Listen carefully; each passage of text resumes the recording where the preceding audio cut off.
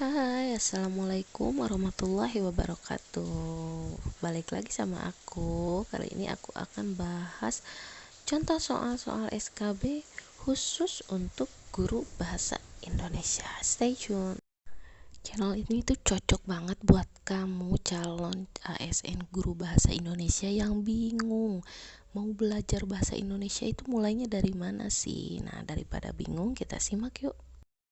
Nah, yang akan pertama kali kita bahas adalah berkenaan dengan sinonim dan antonim.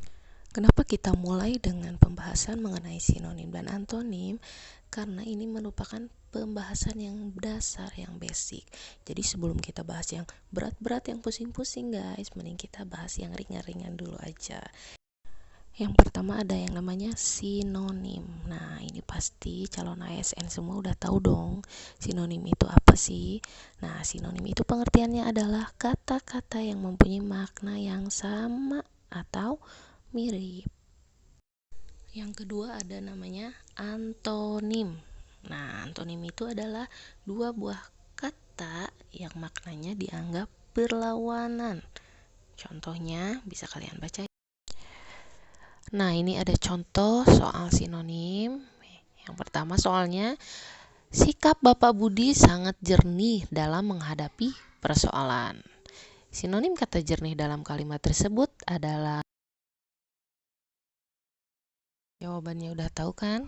Nah, jadi kalau mencari sinonim itu tekniknya yang pertama kita lihat dulu konteks kalimatnya. Karena yang namanya sinonim itu hampir sama, banyak banget maknanya.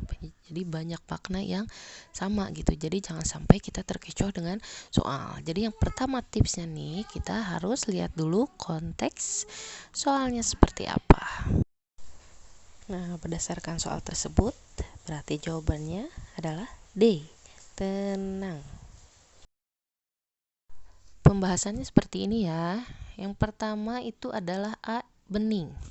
Bening itu sama dengan jernih, tapi kurang sesuai dengan konteks kalimatnya. Yang kedua bersih, sama juga kurang sesuai. Yang ketiga suci, sama, kurang sesuai juga ya, walaupun maknanya sama. Dan yang terakhir tenang, itu juga merupakan sinonim dari jernih. Tentu saja yang paling tepat adalah tenang, karena tadi kan sikap Pak Budi, jadi sikap itu harus tenang gitu. Gak mungkin kan sikap Pak Budi bening, sikap Pak Budi bersih gitu ya. Kayaknya yang gitu-gitu udah paham lah ya calon ASN semua. Lanjut, soal berikutnya adalah tentang antonim. Soalnya kalimat yang menggunakan kata berantonim adalah, kita lihat yang A. Apakah kegunaan dan fungsi internet untuk dunia bisnis? Kegunaan dan fungsi ini merupakan sinonim. Kemudian yang B, internet dapat mengurangi jumlah karyawan dan pekerja. Ini pun merupakan sinonim. Yang C, helikopter merupakan alat pengangkut yang praktis dan efisien. Praktis dan efisien juga merupakan sinonim atau persamaan kata. Berarti jawaban yang tepat adalah D. Pesawat terbang yang dapat naik dan turun, tegak lurus belum ada. Nah, di sini yang merupakan antonim atau lawan kata adalah naik dan turun. Mudah banget kan? Soalnya ini basic banget, dasar banget. Soalnya juga gampang. Aku ada sedikit tips and trick nih, gimana sih caranya kita bisa tahu sinonim atau persamaan kata dari kata yang asing banget, yang jarang banget kita dengar. Ini contohnya ada kata ringkih. Nah, gimana kita tahu ringkih itu sinonimnya apa gitu.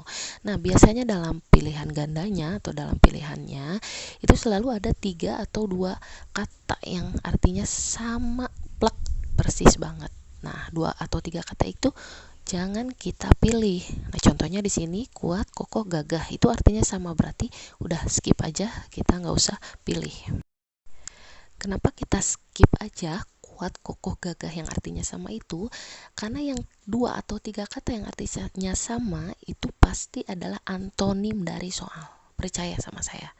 Jadi sekali lagi, yang artinya sama, 2 atau 3 kata, 3 pilihan yang artinya sama, itu jangan dipilih. Karena apa? Karena itu biasanya jawabannya adalah antonim atau lawan kata dari soal. Kalau udah ketahuan kan antonimnya yang mana, berarti sekarang jawabannya tinggal dua, antara takut dan rapuh. Karena menurut tadi kan aku bilang gini, kuat, kokoh, gagah itu merupakan antonim dari soal. Nah, berarti kita tinggal cari antonim dari kuat, kokoh, gagah ini apa? Takut apa rapuh? Nah, yang pasti antonim dari kuat, kokoh, dan gagah ini isinya adalah rapuh. Karena apa? Karena takut ini bukan antonim dari kuat. Jadi takut ini hanya sebagai pengecoh dan isinya yaitu pasti rapuh. Karena sekali lagi apa? Karena ringkih itu antonimnya yang tadi saya bilang kuat, kokoh, gagah. Yang artinya sama itu pasti antonim dari soal. Berarti kuat, kokoh, gagah itu antonimnya adalah rapuh. Berarti isinya E. Nah, sampai sinonim ini mudah-mudahan calon ASN semua udah paham ya.